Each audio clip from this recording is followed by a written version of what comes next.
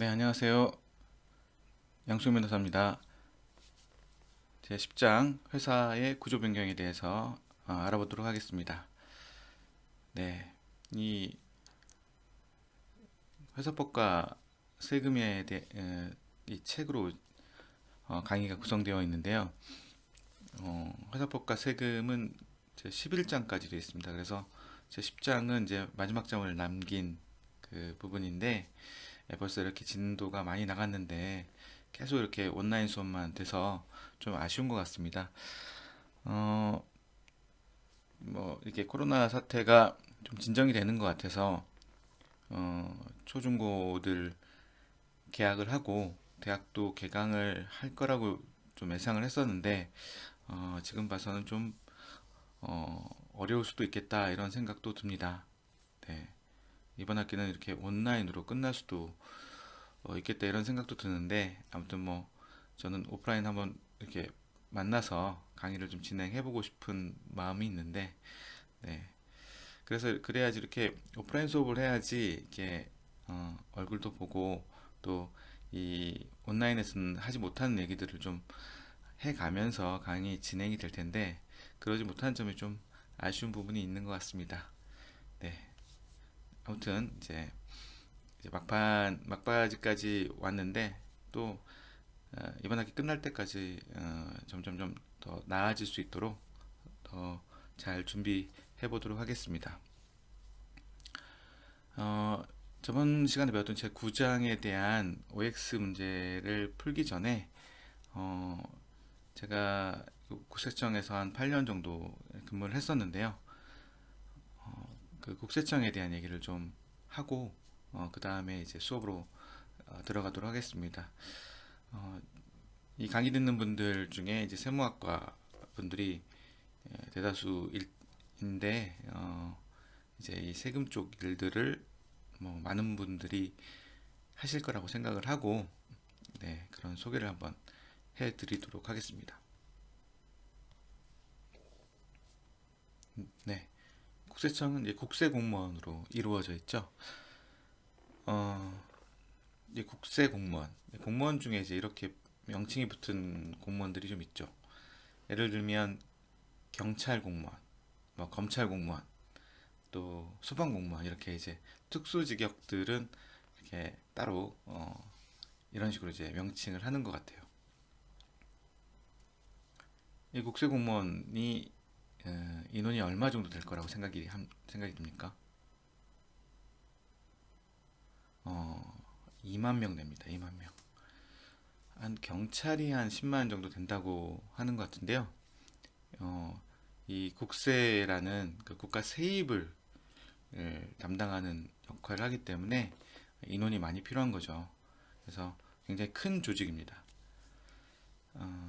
보통 이제 그 행정부처 같은 경우 예를 들면 무슨 뭐 법무부라든지 어, 기획재정부라든지 이렇게 이제 각 부가 있는데 그 부의 최고는 이제 장관이죠.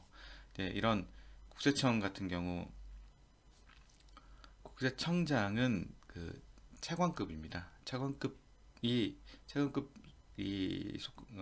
장인 조직으로는 굉장히 큰 조직이죠. 2만 명이니까. 네. 아, 네.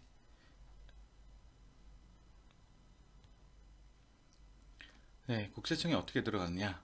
그 국세청 입사 경로를 한번 보겠습니다. 9급, 7급 세무직 시험을 이제 보면 되고요. 또 그보다 더 이제 그 5급으로 들어가고 싶다. 그러면 이제 행정고시가 있으니까 행정고시 재경직을 봐서 재경직이 이제 뭐 다 국세청 가는 건 아니고요. 재경직에서도 요즘에 국세청 선호도가 높아가지고 성적이 좀 좋아야 됩니다. 그래서 좋은 성적을 받아야지 이제 국세청에 갈 수 있고요. 그다음에 민간 경력직 채용이라고 해서 저처럼 이제 변호사들 이제 국세청 같은 경우 주로 변호사들만 뽑는데요. 밖에 경력 있는 자들이 이것도 행정고시랑 비슷한 시험을 봐서 채용이 됩니다. 그래서 1년에 한 뭐 여기는 한 두세 명, 많으면 4명 뭐 이렇게 채용을 하고 있고요. 민간 경력직 채용은 한 요거는 한 7년이나 이 정도 됐습니다. 그때 세월호 사건 이후에 민간 경력직이라는 이 다른 채용 방식이 생겼는데, 처음에는 이제 5급 공무원만 뽑다가 지금 7급도 민간 경력직 채용이 있습니다. 네, 9급과 7급 세무직 시험이 있는데 7급으로 들어오시는 분들 같은 경우는 거의 세무사 자격이나 회계사 자격을 가지고 계십니다. 그래서 이분들이 이제 세무사 시험을 합격하고 그 다음에 7급 시험을 다시 봐서 들어온 경우가 대다수고요.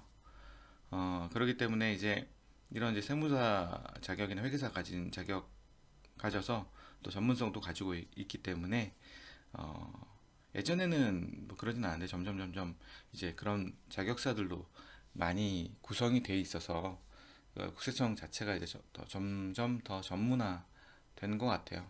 그리고 이제 이 뭐 공무원 직업 만족도도 좀 높아서 이런 자격을 가지고 있다 하더라도 되도록이면 계속 근무하고 오랫동안 근무하는 분위기인 것 같아요. 그래서 자격이 있으면은 그 자격을 가지고 밖에서 일을 할 것 같지만 또 이 안에서 공무원 생활을 만족하면서 또 전문성을 본인의 전문성을 좀 발휘하면서 또 이렇게 회사 생활하고 있는 분들 많이 보게 됩니다.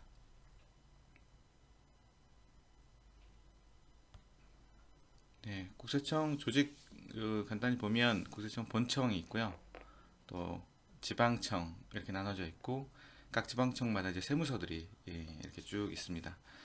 본청은 예전에 이제 광화문 근처에 있는 지금은 서울지방국세청 자리에 있었습니다. 그래서 저도 그때 처음에 이제 국세청에 입사할 때는 그 광화문에서 다녔죠. 사대문 안에 그 회사가 있는 거는 좀 쉽지 않은 일인데 그때 다녔다가 그 이제 국가기관이 이제 대다수가 그 세종시로 이전을 했잖아요. 근데 그때 저도 이제 이전을 했습니다. 그래서 세종시에서 몇 년 근무하다가 이제 그만두고 이제 지금 변호사 생활을 하고 있는데 세종시 처음에 갔을 때는 거의 뭐 공사판이었죠. 네, 공사판이었는데 지금은 뭐 그 분양도 많이 돼가지고 예, 건물도 많고요. 어느 정도 그 이제 도시로서의 기능을 할 수 있게끔 많이 되어 있고 앞으로도 더 좋아질 계획들을 가지고 있는 것 같아요. 또 서울에서 세종시 바로 가는 이제 고속도로도 뚫리고 그러기 때문에 더 괜찮아질 것 같습니다. 근데 국세청 생활을 하다 보면 세무서만 있어서는 승진이 안 되거든요. 그래서 세무서에서 근무한다 하더라도 이제 본청으로 가서 아니면 지방청으로 가서 있어야지 제 승진이 되죠. 국세청 조직은 압정 조직이라고 합니다. 이게 피라미드 조직이 아니라 압정 조직이라고 해서 그 압정처럼 그 승진하기가 쉽지 않은 거죠. 압정이 이렇게 생겼잖아요. 그래서 일자로 승진하기가 쉽지 않은 조직이기 때문에 이제 적어도 지방청에 가야 되고 또 아니면 이제 본청에 가가지고 이 인사권자 눈에 띄어야지 승진할 수 있는 그런 조직입니다. 그래서 되게 열심히 일을 합니다.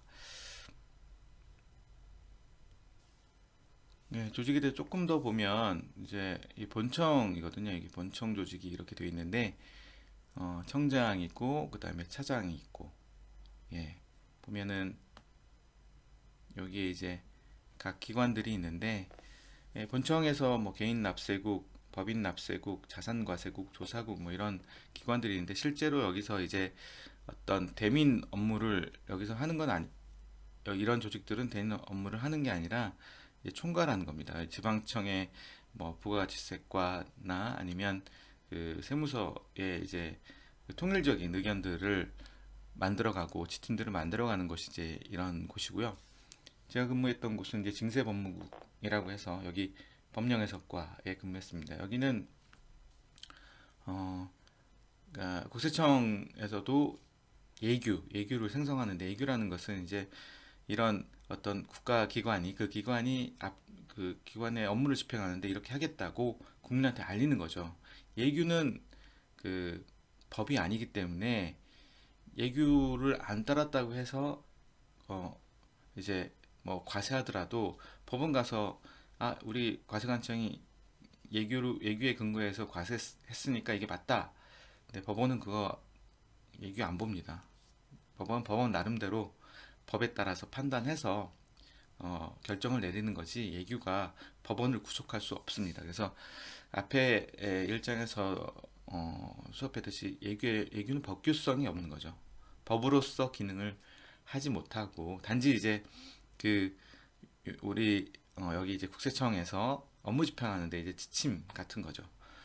그런데 사실상 이제 이런 지침이 전국으로 이제 지침이 운영되기 때문에 사실은 이제 법과 같은 역할을 하는 거죠. 그게 법원 가서 이제 판례로 이제 그게 소위 깨진다고 하는데 그렇지 않은 이상은 그게 법처럼 운영이 되고 그런 것들을 형성하는 게 이제 법령 해석과고 여기서 이제 그 본청에서 대민 업무하는 거의 대민 업무하는 과가 이제 납세자 보호관 여기 있는 이 여기랑 징수 법목 중에 법령 해석과 여기는 이제 국세청 심사 어 이제 과세에 대해서 불복을 하게 되면 이의 신청이 있고 이의 신청을 이제 하고 제일 처음에 이제 경정 청구를 하겠죠. 경정 청구를 하고 그다음에 이의 신청을 거기서 받아들이지 않으면 이의 신청을 하고 이의 신청을 받아들이지 않으면 이제 여기서 국세청 이제 심사 청구를 하고 아니면 조세 심판 후에 심판 청구를 하게 됩니다. 그래서 불복에 관련된 부분은 이제 다음 시간 한번 그 이런 과세에 대한 세금에 대한 불복에 대해서는 어떤 경로인지 한번 간단하게 살펴보도록 하고요. 이렇게 이제 본청은 이렇게 돼 있죠. 돼 있는 조직이고, 네. 지방청은 7개입니다. 뭐 서울하고 중부, 인천, 부산, 대전, 대구, 광주 뭐 이렇게 해서 7개가 돼 있고요. 세무서는 128개입니다. 늘어가는 추세입니다. 예전에 줄였다가 지금 이제 세무서를 좀 늘어가는 추세이고요. 그 외에 이제 국세공무원 교육원, 국세청 주류면허센터, 국세상담센터 있습니다. 국세공무원 교육원은 국세청에 이제 들어가면 교육이 굉장히 많아요. 그래서 매해 교육을 받아야 되고 또 교육의 질도 굉장히 높습니다. 그래서 국세청 자체 내에 시험도 있고요. 그 다음에 뭐 세무서에 어, 팀장급 관리자가 되려면 또 그거에 대한 또 시험을 또 봐야 되고요. 그래서 이 시험이 굉장히 많고 교육도 굉장히 많습니다. 그만큼 이제 국세가 어려운 부분이기 때문에 교육이 필요하고 또 외부에 그 예를 들면 뭐 변호사는 김앤장인 또 뭐 회계법인은 뭐 3일 안진 뭐 이런 그 유수한 그 외부에 있는 그 대리인과 상대를 해야 되기 때문에 그 교육을 되게 많이 시킵니다. 그래서 요 교육원은 이제 제주도에 있는데 제주도에서 이제 교육을 받는데 뭐 교육도 교육이고 이제 제주도에 있기 때문에 이제 교육 발령 나면 제주도 가가지고 이제 그 거기 뭐 기숙사 비슷한 숙소도 있고 되게 좋은 데 위치해 있어요. 그래서 어, 교육받는 거는 힘들지만 또 그 좋은데 제주도에 간다는 기대감 때문에 교육을 또 많이 받으러 간다고 합니다. 저도 한 2개월 정도 교육을 받았던 것 같아요, 제주도에서. 그리고 이제 주류면허 지원센터를 구치청이 가지고 있어요. 주류면허 지원센터는 이제 술은 아무나 판매할 수가 없죠. 이제 술을 팔 수 있는 면허가 필요한데 그 면허를 이제 국세청에서 그 면허를 줍니다. 그래서 이제 요그뭐 주세도 걷기도 하지만 그 주류 면허도 이제 국세청에서 주기 때문에 요 이제 그거는 여기서 이제 역할을 하고 이것도 제주도에 있는데요. 이 여기 주류 면허센터 지원센터를 가보면 여기서 이제 그 술을 만드는 게 양조라고 하는데 양조 그 방법에 대한 그 전국의 사람들 모아서 양조 방법도 알려주고요. 그 강의도 합니다. 그래서 그런 강의도 하고 실제 여기서는 우리나라에 있는 그 거의 모든 술을 만들 수 있는 기술을 또 갖고 있어요. 그래서 제가 갔을 때는 이제 그 맥주를 그때 만들어서 좀 줬는데, 오, 맥주 맛이 정말 좋았습니다. 여기 그 이제 수제 맥주를 만들어서, 그러니까 실제로 이제 술도 만들고요. 여기서 이제 만들어서 이제 면을 둘지 안 둘지를 이제 판단해야 되니까 그런 시스템이 갖춰져 있습니다. 예, 여기 약간 특이한 기관인 것 같고요. 또 이제 국세상담센터라고 해서 이제 국세청에 이제 질의를 굉장히 많이 합니다. 그래서 그렇기 때문에 그 국세상담센터라고 전문 요원들을 여기다 배치해서 상담만 계속 하는 거죠. 네. 126번에 이제 걸면 국세 그 상담을 받을 수 있습니다. 네, 이렇게 이제 국세청 조직이 되어 있죠. 네, 이렇게 해서 이제 그 본청, 지방청, 세무서, 이제 기타, 아까 그 말씀드렸듯이 뭐 국세공무원 교육원 등 이렇게 기타 조직으로 되어 있습니다. 네, 국세청 업무를 한번 보면요. 국세청은 뭐 기본적으로 네, 어, 국세의 부과와 징수를 주로 하겠죠. 이건 당연히 이제 본연의 업무이죠. 네, 보통은 이제 세법에서 이제 부가 과세 방식, 예전에는 이제 부가해서 많이 걷었는데 지금은 이제 그렇게 할 행정력이 안 되는 거예요. 그래서 이제 신고를 받아서 그 신고가 잘 됐는지 안 됐는지를 보는 거죠. 신고가 잘 안 됐을 때 그때 이제 그 과세 부과를 하게 되는 거죠. 그, 보통 이제 신고를 일부러 누락했다든지 아니면 어, 뭐 일부러 아니라도 누락했을 수도 있지만 또 숨겼다든지 이럴 때는 이제 지방청은 조사국 이제 그 금액 단위로 나눠서 그 일정 금액이 몇백억 넘어가면 이제 지방청에서 가고 그 이하는 이제 세무서 조사과에서 이제 조사를 하게 되죠. 그래서 이제 그런 세무조사를 받게 되고 여기 이제 본연의 업무이고요. 근데 국세청은 그야말로 이제 국세에 대한 거죠. 이제 지방세는 뭐 우리 이제 학생들은 헷갈리지 않겠지만요. 그 일반인들 같은 경우는 지방세도 국세랑 이렇게 혼동을 자주 합니다. 그래서 지방세도 이제 국세청에 있다면 지방세도 물어보는데 이 지방세는 지방자치단체에서 관장하고 있죠. 지방세도 이제 지금 그 뭐 이재명 지사가 얘기했듯이 뭐 세무조사하겠다 뭐 이러는데 지방세도 지금 세무조사 같은 것도 하고 굉장히 이제 예전에 비해서 점점점 전문화되고 이제 국세청에서 이제 세무조사가 굉장히 발달되어 있었는데 이제 지방세도 이제 그 세무조사 방법도 배워오고 자체적으로 이제 지방세 그 특이한 부분이 있기 때문에 그 부분에 대해서도 계속 교육도 하고 있습니다. 그래서 제가 이제 오늘로 그 국세청 업무 얘기까지 하게 되는데 이 지방세에 관심을 좀 가져줬으면 하는 또 바람에서 좀 말씀을 드리는데요. 이제 뭐 이 세무 쪽 업무를 안 하실 수도 있지만 세무 쪽 업무에 관심이 있으시다면 세무사 만약에 이제 세무사 자격을 땄다든지 아니면 국세청에 간다든지 뭐 국세청 가면 이제 지방세 다룰 일은 없겠지만 세무사 자격을 따게 되면 이제 국세에 또 당연히 국세는 잘해야 되겠지만 이제 지방세도 관심을 가지고 한번 보시면 업무 영역이 할 영역들이 꽤 있는 게 이제 지방세입니다. 그래서 조문이나 내용들이 그렇게 어렵지는 않은데요. 네, 실무적인 부분들을 좀 알아야 되고 그 다음에 관심을 좀 가져야 되는데 세무사 시험을 보면 지방세 부분이 시험 과목에 포함되어 있어요. 그러니까 지방세 한번 관심을 가지고 자격을 따면 이제 세무사 업무를 하면 지방세를 한번 그 공부하셔서 하면은 좀 약간 선도적으로 지금은 약간 지방세가 이제 초창기이기 때문에 선도적으로 지금 할 수 있는 부분이 있기 때문에 한번 지방세에 관심을 좀 가져주셨으면 좋겠습니다. 또 기획재정부와의 관계를 얘기하고 이제 끝낼 텐데요. 국세청은 엄청난 큰 조직인데 그 상위 기관이 이제 기획재정부죠.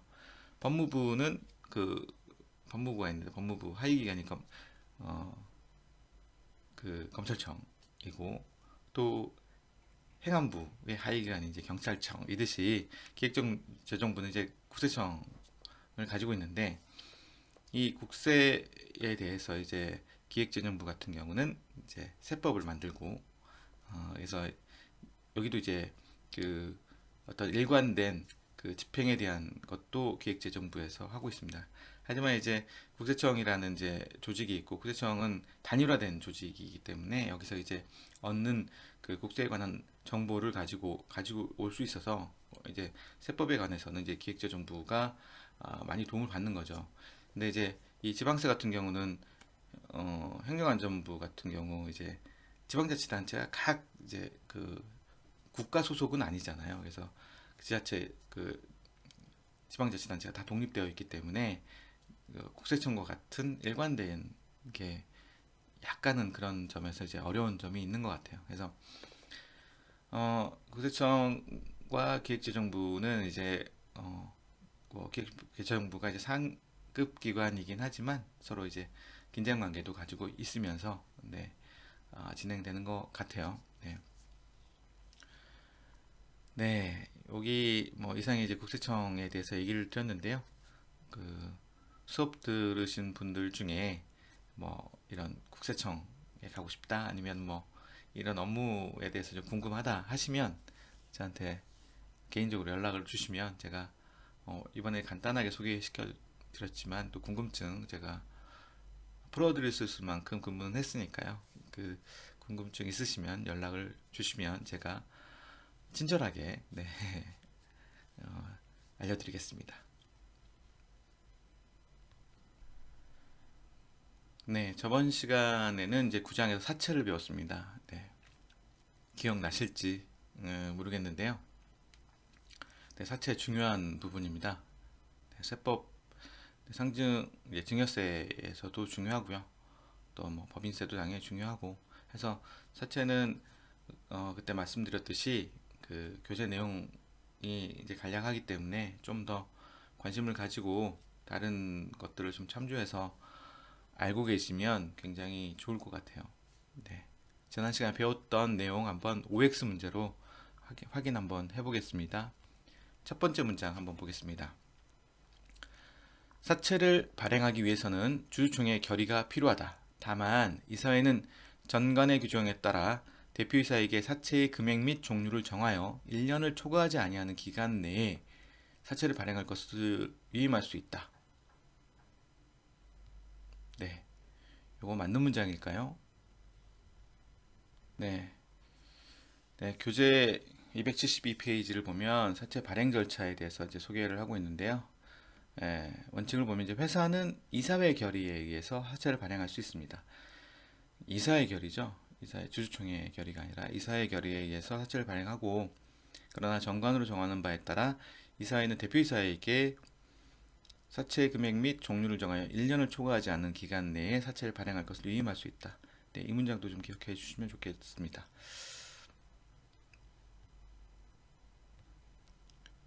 네, 그래서 여기 주주총회 결의가 필요하다가 잘못된 문장이고요. 여기 뒷부분은 네, 맞는 문장입니다. 네, 다음 보겠습니다.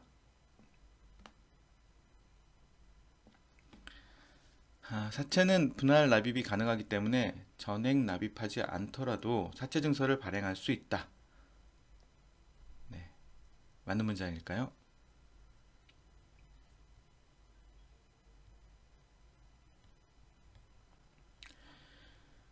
네, 교재 274페이지를 보면 사채 이제 납입에 대한 내용이 나오는데요. 사채 모집이 완료한 때에는 이산 지체 없이 인수인에 대하여 각 사채 전액 또는 제1회에 납입을 시켜야 한다. 그래서 분할 납입이 가능하게끔 되어 있습니다. 주식은 분할 납입이 없죠. 주식은 뭐 자본금을 구성하기 때문에 분할 납입하면 안 되는 거고요. 주식은 이제 전액 납입주의를 택하고 있는데 사채는 분할 납입이 가능합니다.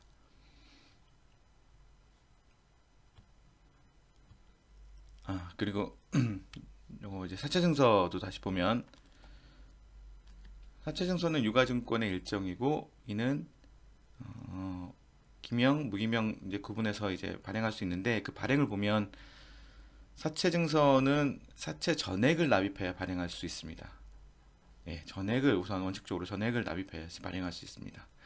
그렇기 때문에 분할 납입이 안 되는 거죠. 근데 요 뒷부분 보면은 이제 그러나 사채 전액을 납입하지 않고 사채 증서를 발행하였다고 해도 사채 증서 자체는 유효한 것입니다. 다만 이러한 발행을 한 이사 등은 이제 과태료 제재를 받는 거죠. 네, 그래서 이제 사채는 분할 납입 가능하기 때문에 여기까지는 맞는 문장이고 전인 납입하지 않더라도 사채 증서를 발행할 수 있다는 잘못된 문장이죠. 네, 그다음 다음 보겠습니다. 사채의 양도는 자유이다. 또한 회사는 자기가 발행한 사채도 취득할 수 있는 점에서 주식과 차이가 있다. 네, 맞는 문장일까요? 틀린 문장일까요? 네, 교재 275페이지는 사채의 양도에 대한 설명이 있습니다. 사채의 양도. 사채의 양도는 자유인 거죠. 자유고 언제든지 양도할 수 있죠. 주식과 달리 자기 사채 취득도 금지되지 않습니다. 이 부분이 다른 거죠. 자기 주식 취득하려면 일정한 제한이 있는데 자기 사채 취득은 금지되어 있지 않습니다. 사채의 양도 방법에 대해서는 상법에 특별한 규정이 없기 때문에 일반 원칙에 따라 당사자 간 의사표시만으로 양도도 가능합니다. 네, 그래서 사채 양도는 자유이고 또한 회사는 자기가 발행한 사채도 취득할 수 있는 점에 주식과 차이가 있다. 예, 맞는 문장이죠. 네, 너무 이제 틀린 문장만 해서 맞는 문장도 한번 구성해봤습니다. 네, 다음 보겠습니다. 네, 사채 상환 청구권이나 사채 이자, 이게 사채 이제 원본에 대한 이제 상환 청구권이나 사채 이자 청구권은 상법상의 청구권이므로 5년간 행사하지 않으면 소멸시효가 완성된다. 네, 상법상의 상인 간의 거래에 대한 청구권은 5년이죠. 민사는 10년이 기본이고 상법은 5년이 기본인데 그러면 이 문장이 맞는 문장일까요?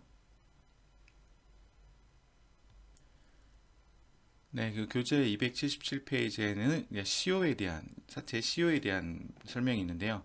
사채 상환 청구권은 10년간 행사하지 않으면 그 소멸시효가 완성된다. 사채의 이자의 청구 5년간 행사하지 않으면 소멸시효가 완성된다. 이렇게 되어 있습니다. 그래서 이자 부분은 5년인데 사채 상환 청구권 같은 경우 10년입니다. 그래서 이자는 각각 그 지급 기일에 이자가 발생하죠. 그래서 원본과 분리해서 청구할 수 있는 권리인 건인데 이 이 분리된 이자는 상법 이 사채 같은 경우는 5년의 소멸시효인데 원본은 이제 10년이라는 거예요. 근데 이렇게 한 이유는 이제 사채가 이제 그 회사가 이제 그 공중을 상대로 사채를 발행하는 거잖아요. 그래서 그 일반인들을 상대로 사채를 발행하는 것이기 때문에 일반인들 이런 부분에 있어서 이제 그 일반인들의 그 청구권을 이제 원본은 그래도 10년은 해줘야 된다라는 입장에서 10년으로 규정을 하고 있다고 합니다. 그래서 이 부분도 좀 특이한 부분이기 때문에 기억해 주시면 좋겠습니다. 예, 따라서 그 사채 상환 청구권이나 사채 이자 청구권은 상법상의 청구권으로서 5년간 행사하지 않으면 소멸시효가 완성된다. 이 문장은 이 상환 청구권 부분은 10년이기 때문에 잘못된 문장이죠. 사채권자는 이사회의 승인을 받아야 기명식의 채권을 무기명식으로 할 것을 회사에 청구할 수 있다. 네. 네. 기명에서 무기명으로 하니까 일정한 또 제한이 있는 게 맞는 걸까요? 맞는 문장일까요? 네, 여기 보면 이제 교재 274페이지를 보면 그 이제 유통 부분에 이제 사채 증서에 대해서 나오는데 사채 증서는 기명식과 무기명식으로 나눠지는데 이 무기명 사채 같은 경우는 이제 그 사채에 대한 그 누구한테 발행됐는지가 안 나오니까 지하경제 활성화 예, 활성화는 되게 좋은 것 같지만 지하경제니까 네, 음성적으로 사용할 수 있다는 거죠. 그렇기 때문에 마치 이제 김영에서 무기명으로 전환하면 일정한 제한이 있을 것 같지만 사채권자는 언제든지 김영식 채권을 무기명식으로 무기명식 채권을 김영식으로 할 것을 회사에 청구할 수 있습니다. 예, 무슨 제한이 없는 거죠. 네, 그래서 이 문장 사채권자는 이사회의 승인을 받아야 이 부분이 잘못됐죠. 그냥 없이 그냥 김영식 채권을 무기명식으로 할 것을 회사에 청구할 수 있습니다. 다음 보겠습니다. 전환사채란 전환권을 행사함으로써 주식으로의 전환이 인정되는 사채로 그 증권에는 사원권도 포함되어 있다. 네, 맞는 문장일까요? 네, 교재 280페이지에는 이제 특수사채로 이제 전환사채와 신주인수권부사채 대표적인 이제 이런 사채를 이 두 사채에 대한 설명을 하고 있는데요. 예, 전환사채 보면 일단 사채로 발행됩니다. 일정 기간 경과 뒤 소유자 청구에 의해서 주식으로 전환할 수 있는 사채이죠. 네, 그렇기 때문에 여기 보면 사채랑 주식 전환 옵션을 가지고 있는 거기 때문에 이 자체로는 그 주주로서의 지위를 갖지는 않는 거죠.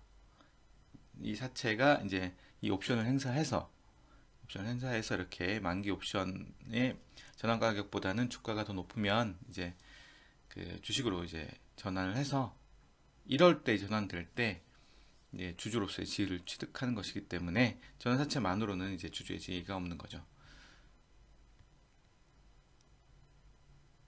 따라서 그 전환 사채란 전환권을 행사함으로써 주식으로 전환이 인정되는 사채 여기까지 맞죠? 그 증권 이 전환사채 증권에는 사원권이라는 게 이제 주주로서의 지위를 얘기하는 건데 사원이라는 거죠.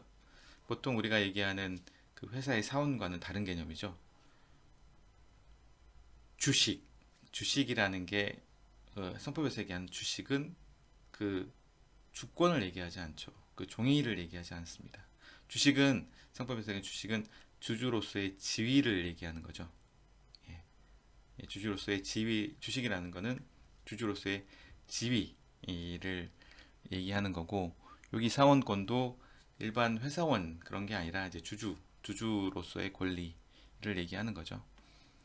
이 사원권은 이제 포함되어 있지 않죠. 네, 다음 보겠습니다. 신주인수권부 사채, 전환사채랑 마찬가지로 중요한데, 신주인수권부 사채의 경우 신주인수권을 행사하려고 하면 신주발행가액 전액을 납입하여야 한다. 예, 전액 납입해야 될까요?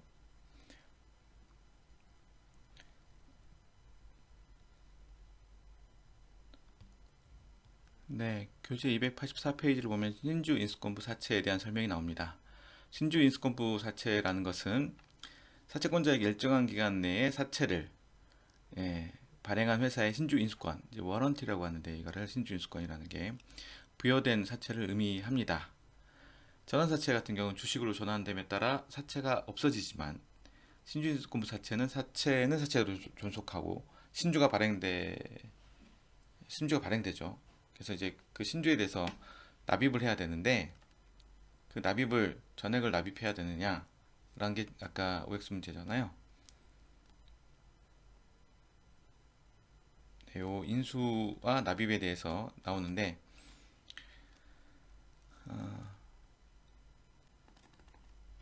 신주인수권부 사채는 사채 청약서에 청약을 한다. 이 청약에 대해 회사가 배정을 하면 사채 인수가 완료된다. 이와 같이 사채 모집이 완료된 때는 이사는 지체 없이 인수인에 대하여 각 사채의 전액 또는 일회의 납입을 시켜야 된다. 네, 이렇게 이제 그 청약 단계에서는 이렇게 돼 있지만 그 신주인수권을 행사를 하려고 하면 신주인수권 행사하려는 자는 청구서 두 통을 회사에 제출하고 신주의 발행가에게 전액을 납입해야 된다. 그렇죠. 이게 신주를 받는 거니까 주식을 받는 거잖아요. 주식을 받는 거기 때문에 분할해서 납입할 수는 없고 전액을 납입해야 되는 거죠. 네. 그래서 이 문장 신주인수권부 사채의 경우 신주인수권을 행사하려고 하면 신주 발행가액 전액을 납입해야 되는 거죠. 맞는 문장이죠. 네, 다음 보겠습니다. 네, 사채를 발행한 회사는 사채관리회사를 정하여 변제, 수령, 채권의 보전, 그 밖의 사채 관리 등 관련 업무를 위탁할 수 있다. 사채를 발행하는 회사는 사채관리 회사를 지정하는 데 제한이 없다. 네, 제한 없이 지정할 수 있는지. 네, 교재 277페이지를 보면 사채 관리에 대해 나오고 그 사채 관리 회사, 사채권자 집회에 대한 내용을 이제 소개하는데요. 사채 관리 회사를 보면 사채를 발행하려고 하는 발행하는 회사는 사채 관리 회사를 정하여 변제, 수령, 채권의 보전 그 밖의 사채 관리에 대한 관련 업무를 위탁할 수 있는데 사채 관리 회사는 은행, 신탁회사 그 밖에 법령에 정한 자가 아니면 사채 관리 회사가 될 수 없다. 네. 이 사채 관리 업무는 중요하기 때문에 이렇게 일정한 그 회사만 할 수 있게끔 되어 있습니다. 예, 그래서 요 앞에 사채를 발행하는 회사는 사채 관리 회사를 정하여 변제 등의 관련 업무를 위탁할 수 있는데 사채 발행하는 회사는 사채 관리 회사를 지정하는 데 제한이 없다. 이 문장은 잘못된 문장이죠. 네, 이게 다시 마지막 보겠습니다. 신주인수권부 사채는 만기 시에 이자 수익을 얻거나 주식으로 전환하여 주식 매각 차익을 얻을 수 있는데 둘 중에 하나만을 선택해야 한다. 네, 맞는 문장일까요?